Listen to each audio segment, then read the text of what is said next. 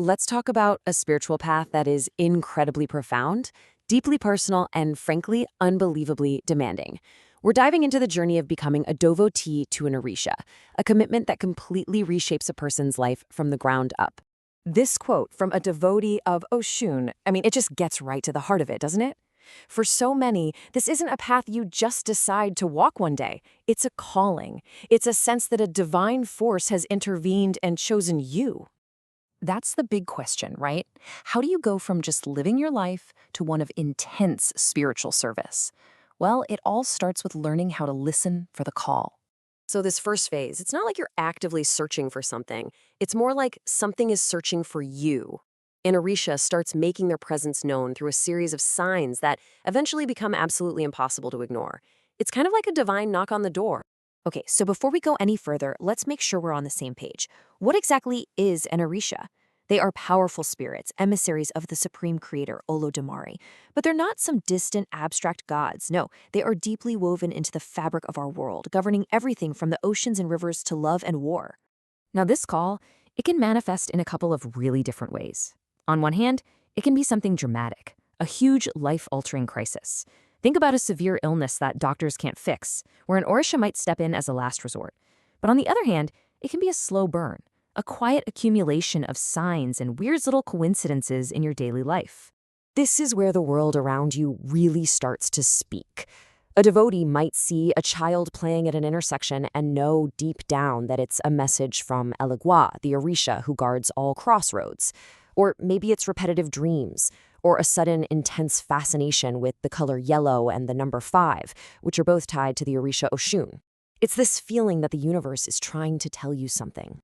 So once a person feels this call and they decide, okay, I'm ready to answer, what happens then? Well, that's when they have to cross a formal threshold. That's when the initiation process begins. And this process is very, very structured. First, you have to find an ile, which is a spiritual house, and it really does function like a new family.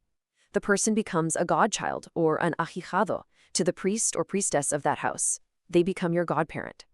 This all leads up to an intense, multi-day initiation ceremony that forges a lifelong, unbreakable bond with the specific Orisha who is said to rule your head. But after that initiation ceremony, that's when the most demanding, the most transformative period of all begins. It's called the Iyawa Rage, a full year that is an incredible test of discipline, humility, and pure devotion. The new initiate is called an Iyawo, and that translates to Bride of the Orisha. The name itself tells you so much. This entire year is designed to be a rebirth. It's about stripping away your old self, your old ego, to build the focus and discipline you need to forge that incredibly deep connection with your guiding spirit. And the rules, wow, they completely change how you exist in the world. The Iyawo has to wear only white, to be like a blank slate, totally open to the Orisha's energy. Their head, which is seen as the throne of the Orisha, has to be covered at all times for protection. They eat on a mat on the floor as a sign of humility. They even greet elders with a full prostration to the ground. It's a total removal from the ordinary, everyday world. And the things you can't do are just as intense.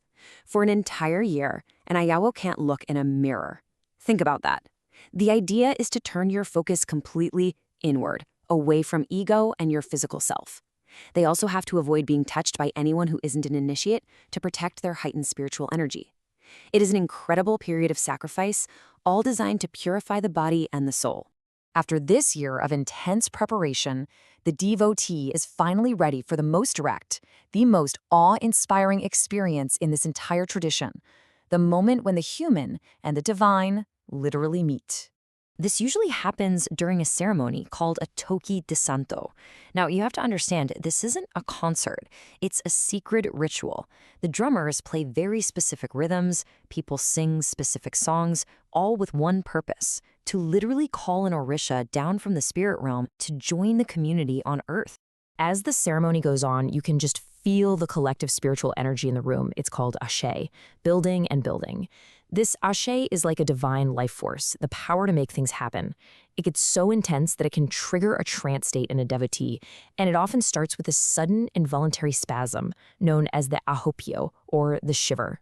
And this is the moment of transformation. The devotee becomes what's called a cavallo, or a horse, for the Orisha to mount. Their personal consciousness just steps aside. They go into a deep trance and almost never remember anything that happens.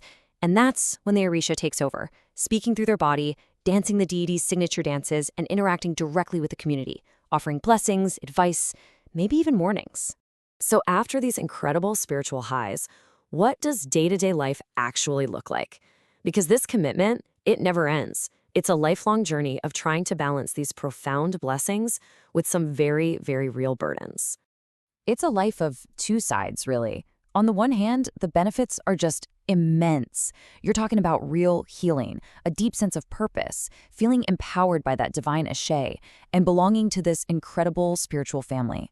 But the challenges are just as real. Ceremonies and offerings can be expensive, there's often a social stigma because of misunderstanding, and the obligations you have to the Orishas, they are constant and they are for life. And this quote from Angie just says it all. It shows you exactly why devotees feel the sacrifices are worth it. For her, the healing she got from Oshun wasn't just some abstract idea. It was real, it was tangible. It healed her physical body, and it heals her heart every single day. That's the kind of deep, personal connection that outweighs any challenge.